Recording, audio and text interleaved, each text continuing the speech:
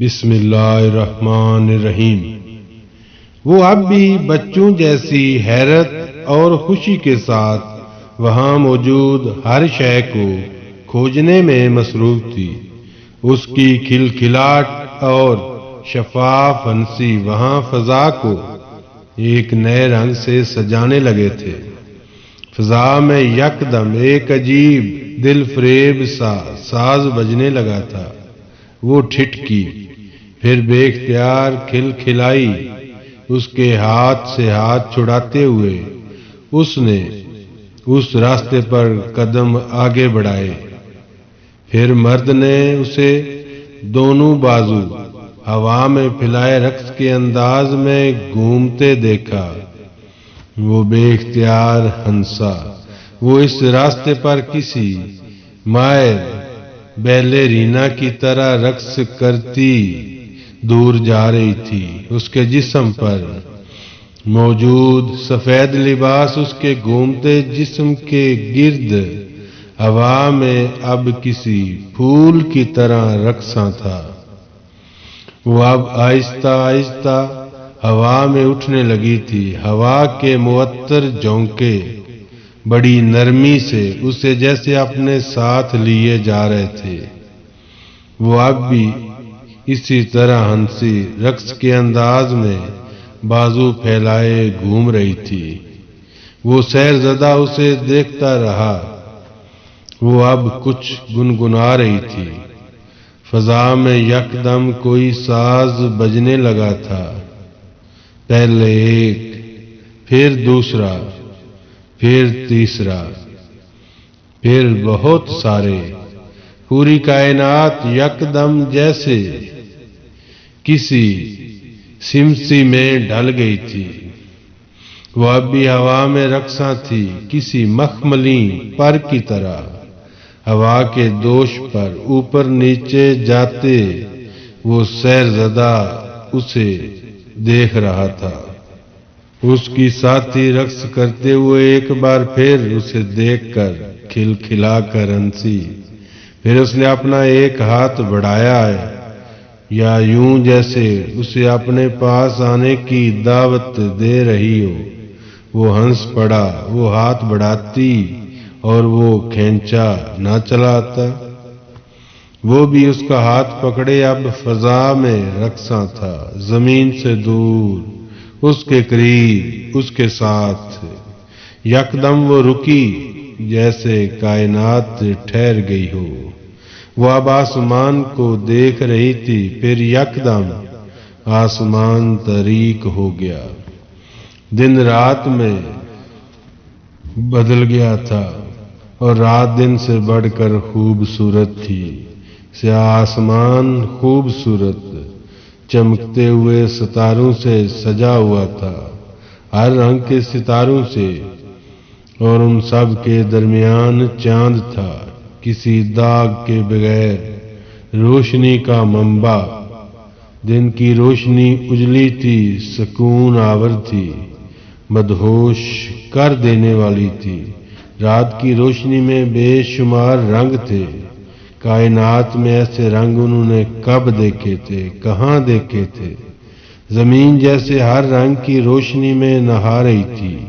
ایک ستارہ ٹمٹماتا، پھر دوسرا، پھر تیسرا، اور زمین پر کبھی ایک رنگ پڑتا، کبھی دوسرا، کبھی تیسرا۔ آسمان کو جیسے کسی نے روشنیوں میں پرو دیا تھا۔ وہ اس کا ہاتھ پکڑے جیسے سرشاری کی انتہا پر پہنچی ہوئی تھی۔ اس کی حیرت، اس کی سرشاری جیسے اسے محفوظ کر رہی تھی، گدگدا رہی تھی۔ وہ اب پھر زمین پر آ گئے تھے۔ رات ایک بار دن میں بدل گئی تھی۔ سبزہ، پھول، پتے، مہکتی معطر ہوا سب وہیں تھے۔ اس کے ساتھ چلتے چلتے اس نے اپنے پیروں کے نیچے آتے مخملی سبزے پر سجے پھولوں کو دیکھا، پھر ہاتھ بڑھایا۔ اس کے ہاتھ میں وہ پھول آ گیا، پھر دوسرا، پھر تیسرا۔ پھر دور دور تک پھیلے سبزے کے سارے پھول جیسے کسی مقناطیس کی طرح اس کی طرف آئے تھے، سینکڑوں، ہزاروں، لاکھوں، لاتعداد، بے شمار، اتنے کہ اس کے ہاتھ سنبھال نہیں پائے تھے۔ وہ اب اس کے ہاتھوں پر، اب اس کے بالوں پر، اب اس کے لباس پر، اب اس کے جسم پر، وہ خوشی سے بے خود ہو رہی تھی، سرشار ہو رہی تھی۔ پھر اس نے ہاتھ کے اشارے سے انہیں ہوا میں اچھالا، وہ پلک جھپکتے میں آسمان کی طرف گئے۔ پورا آسمان پھولوں سے بھر گیا تھا۔ چند لمحوں کے لیے پھر پھولوں کی بارش ہونے لگی تھی۔ وہ دونوں ہنس رہے تھے، پھولوں کی بارش کے قطروں کی طرح، مٹھیوں میں بھرتے اور چھوڑتے، بھاگتے، کھلکھلاتے وہ سب پھول زمین پر گر کر ایک بار پھر سبزے میں اپنی اپنی جگہ سج گئے تھے۔ وہ وہاں جہاں تھے، وہیں جہاں انہیں ہونا چاہیے تھا۔ وہ ایک بار پھر آسمان کو دیکھ رہے تھے۔ وہاں اب بادل نظر آ رہے تھے، روئی کے گالوں جیسے حرکت کرتے بادل۔ وہ سب بادل وہاں جمع ہو رہے تھے جہاں وہ کھڑے تھے۔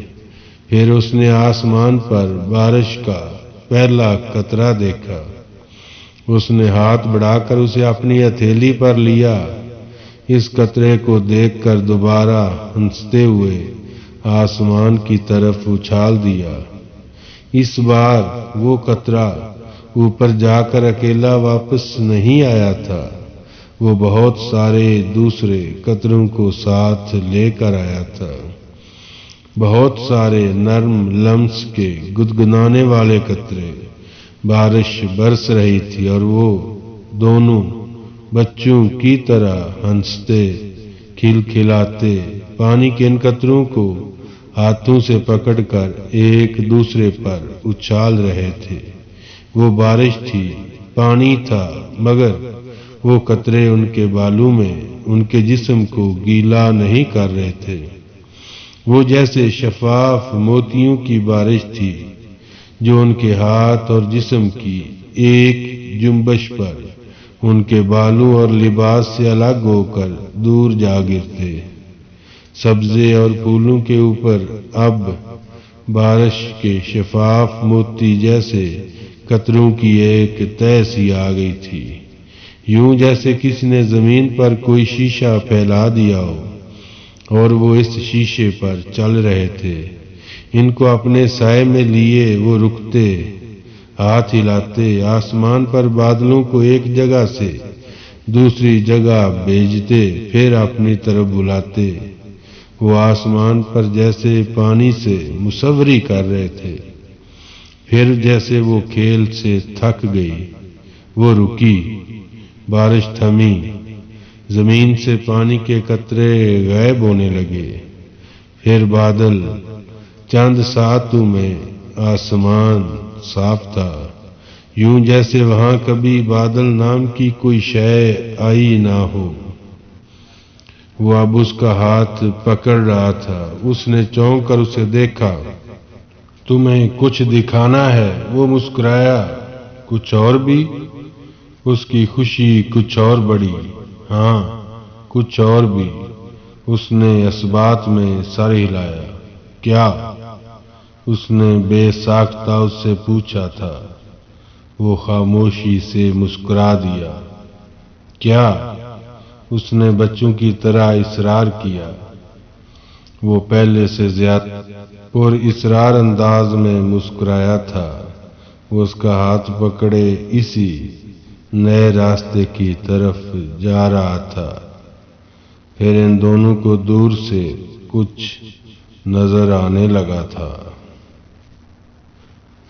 سالار نے ہڑبڑا کر آنکھ کھول دی۔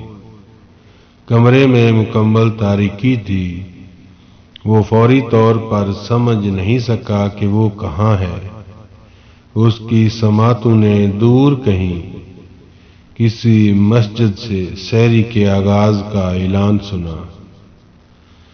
اس کمرے کے گپ اندھیرے کو کھلی آنکھوں سے کھوجتے ہوئے اسے اگلا خیال اس خواب اور امامہ کا آیا تھا۔ وہ کوئی خواب دیکھ رہا تھا جس سے وہ بیدار ہوا تھا، مگر خواب میں وہ امامہ کو کیا دکھانے والا تھا اسے کچھ یاد نہیں آیا۔ امامہ، اس کے دل کی دھڑکن جیسے ایک لمحے کے لیے رکی۔ وہ کہاں تھی؟ کیا پچھلی رات ایک خواب تھی؟ وہ یکدم جیسے کرنٹ کھا کر اٹھا۔ اپنی رکی سانس کے ساتھ اس نے دیوانہ وار اپنے بائیں جانب بیڈ ٹیبل لیمپ کا سوئچ آن کیا۔ کمرے کی تاریکی جیسے یکدم چھٹ گئی۔ اس نے برق رفتاری سے پلٹ کر اپنی دائنی جانب دیکھا اور پرسکون ہو گیا۔ اس کی رکی سانس چلنے لگی۔ وہ وہیں تھی۔ وہ ایک خواب سے کسی دوسرے خواب میں داخل نہیں ہوا تھا۔ یکدم آن ہونے والے بیڈ سائیڈ ٹیبل لیمپ کی تیز روشنی چہرے پر پڑنے پر امامہ نے نیند میں بے اختیار اپنے ہاتھ اور بازو کی پشت سے اپنی آنکھوں اور چہرے کو ڈھک لیا۔ سالار نے پلٹ کر لیمپ کی روشنی کو ہلکا کر دیا۔ وہ اسے جگانا نہیں چاہتا تھا۔ وہ اس سے چند فٹ کے فاصلے پر تھی، گہری پرسکون نیند میں۔ اس کا ایک ہاتھ تکیے کے پر اس کے چہرے کے نیچے دبا ہوا تھا اور دوسرا اس وقت اس کی آنکھوں کو ڈھانپے ہوئے تھا۔ اس کی ادھ کھلی ہتھیلی اور کلائی پر مہندی کے خوبصورت نقش و نگار تھے، مٹتے ہوئے نقش و نگار، لیکن اب بھی اس کے ہاتھوں اور کلائیوں کو خوبصورت بنائے ہوئے تھے۔ سالار کو یاد آیا کہ وہ مہندی کسی اور کے لیے لگائی گئی تھی۔ اس کے ہونٹوں پر ایک مسکراہٹ آئی۔ اس نے بے اختیار چند لمحوں کے لیے آنکھیں بند کی۔ کسی اور کے لیے؟ پچھلی ایک شام ایک بار پھر کسی فلم کی طرح اس کی آنکھوں کے سامنے سیکنڈ کے 1000ویں حصے میں گزر گئی تھی۔ اس نے سیدہ اماں کے صحن میں اس چہرے کو 9 سال کے بعد دیکھا تھا اور 9 سال کہیں غائب ہو گئے تھے۔ وہ ذرا سا آگے جھکا۔ اس نے بڑی نرمی سے اس کے ہاتھ کو اس کے چہرے سے ہٹا دیا۔ بیڈ سائیڈ ٹیبل لیمپ کی زرد روشنی میں اس سے چند انچ دور وہ اس پر جھکا، اسے مبہوت دیکھتا رہا۔ وہ گہرے سانس لیتی جیسے اسے زندگی دے رہی تھی۔ دیکھتے ہوئے وہ جیسے کسی طلسم میں پہنچا ہوا تھا۔ وہ بے حد غیر محسوس انداز میں اس نے امامہ کے چہرے پر آئے کچھ بالوں کو اپنی انگلیوں سے بڑی احتیاط سے ہٹایا۔ میں لائٹ آف کر کے نہیں سو سکتا۔ امامہ نے اسے حیرت سے دیکھا۔ اس نے سالار کو سونے سے پہلے لائٹ آف کرنے کے لیے کہا تھا۔ فوری طور پر امامہ کی سمجھ میں نہیں آیا کہ وہ کیا کہے۔ اگر وہ لائٹ آف کر کے نہیں سو سکتا تھا تو وہ لائٹ آن رکھ کر نہیں سو سکتی تھی، لیکن وہ یہ بات اسے اتنی بے تکلفی سے نہیں کہہ سکتی تھی جتنے اطمینان سے وہ اسے کہہ رہا تھا۔ کیا ہوا؟ الارم سیٹ کر کے سیل فون کو بیڈ سائیڈ ٹیبل پر رکھتے ہوئے اسے دیکھ کر ٹھٹکا۔ وہ کمبل لپیٹے اسی طرح بیڈ پر بیٹھی جیسے کچھ سوچ رہی تھی۔ سالار کے گھر اس کی پہلی رات تھی۔ کچھ نہیں، وہ اپنے بال لپیٹتے ہوئے اپنا تکیہ سیدھا کرنے لگی۔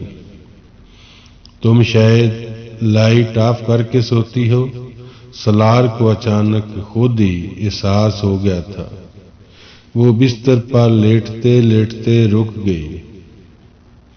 ہمیشہ اس نے بے ساختہ کہا، پھر کچھ کرتے ہیں۔ سالار نے بے ساختہ گہرا سانس لے کر سر کھجاتے ہوئے کچھ سوچنے والے انداز میں کمرے کی لائٹس کا جائزہ لیا۔ میں دیکھتا ہوں دوسرے بیڈ روم میں 0 کا بلب ہے۔ اگر وہ بات کرتے کرتے رک گیا۔ امامہ کے تاثرات سے اسے لگا کہ یہ حل بھی اس کے لیے قابل قبول نہیں تھا۔ 0 کے بلب کی کتنی روشنی ہوتی ہے؟ سالار نے کچھ حیرانی سے اسے دیکھ کر کہا، کمرے میں تھوڑی سی بھی روشنی ہو تو میں نہیں سو سکتی، میں اندھیرے میں سوتی ہوں۔ اس نے پوری سنجیدگی کے ساتھ اپنا مسئلہ بتایا۔ عجیب عادت ہے، وہ بے ساختہ کہہ کر ہنسا۔ اس کی بات سے زیادہ اس کی ہنسی امامہ کو کھلی۔ ٹھیک ہے، لائٹ آن رہنے دو، اس نے آہستہ سے کہا۔ نہیں، نو پرابلم، میں اسے آف کر رہا ہوں۔ دونوں بیک وقت اپنے اپنے موقف سے دستبردار ہوئے تھے۔ سالار نے لائٹ آف کر دی اور پھر سونے کے لیے خود بھی بستر پر لیٹ گیا، لیکن وہ جانتا تھا یہ اس کے لیے مشکل ترین کام تھا۔ مارگلا کی پہاڑی پر 8 سال پہلے گزاری ہوئی اس ایک رات کے بعد وہ کبھی کمرے کی لائٹ بند کر کے نہیں سو سکا تھا، لیکن اس وقت اس نے مزید بحث نہیں کی۔ چند گھنٹوں کے بعد اسے دوبارہ سحری کے لیے اٹھ جانا تھا۔ وہ یہ چند گھنٹے بستر میں چپ چاپ لیٹ کر گزار سکتا تھا۔ ویسے بھی اندھیرا تھا، پر آج رات وہ اکیلا نہیں تھا۔ کچھ دیر دونوں کے درمیان مکمل خاموشی رہی۔ سمجھ میں نہیں آ رہا تھا کہ بات کا آغاز کیسے کریں۔ سالار کے لیے خاموشی کا یہ وقفہ زیادہ تکلیف دہ تھا۔ تاریکی میں امامہ نے سالار کو گہرا سانس لے کر کہتے سنا، اب اگر اتنی بڑی قربانی دے رہا ہوں میں لائٹ آف کر کے تو کوئی ہاتھ ہی پکڑ لے۔ امامہ کو بے اختیار ہنسی آئی۔ وہ اندھیرے میں اس کے کچھ قریب ہوئی اور سالار کے کندھے پر ہاتھ رکھا۔ تمہیں ڈر لگ رہا ہے کیا؟ اس کے لہجے میں نرمی اور اپنائیت تھی۔ اگر ہاں کہوں گا تو کیا کرو گی؟ سالار نے جان بوجھ کر اسے چھیڑا۔ تسلی دوں گی اور کیا کروں گی؟ وہ مجذوب ہوئی تھی۔ جیسے آپ دے رہی ہو۔ اسے امامہ کو تنگ کرنے میں مزہ آ رہا تھا، لیکن یہ جملہ کہنے سے پہلے اس نے اپنے سینے پر دھرے اس کے ہاتھ کو اپنی گرفت میں لے لیا تھا۔ اس کے متوقع جوابی عمل کو سالار سے بہتر کوئی نہیں جان سکتا تھا۔ امامہ واقعی ہاتھ ہٹانے والی تھی۔ ڈر کیوں لگتا ہے تمہیں؟ امامہ نے موضوع بدلتے ہوئے کہا۔ ڈر نہیں لگتا، بس صرف سو نہیں سکتا۔ کیوں؟ وہ اس سے پوچھ رہی تھی۔ وہ فوری جواب نہیں دے سکا۔ مارگلا کی وہ رات سالار کی نظروں میں گھومنے لگی تھی۔ امامہ چند لمحے اس کے جواب کا انتظار کرتی رہی، پھر بولی، بتانا نہیں چاہتے؟ سالار کو حیرانی ہوئی، وہ کیسے اس کا ذہن پڑھ رہی تھی، اور ایسا کب سے ہے؟ امامہ نے اپنے سوال کو بدل دیا تھا۔ 8 سال سے، سالار نے جواب دیا۔ وہ مزید کوئی سوال نہیں کر سکی۔ اسے بھی بہت کچھ یاد آنے لگا تھا۔ 8 سال، وہ 8 سال سے اندھیرے سے خوف زدہ تھا، اور وہ 9 سال سے روشنی سے خوف کھاتی پھر رہی تھی، دنیا سے چھپتی پھر رہی تھی۔ اس نے سالار سے پھر کوئی سوال نہ کیا۔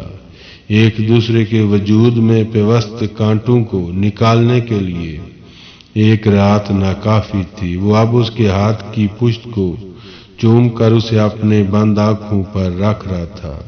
امامہ بے اختیار رنجیدہ ہوئی۔ میں لائٹ آن کر دیتی ہوں، اس نے کہا۔ نہیں، اندھیرا اچھا لگنے لگا ہے مجھے۔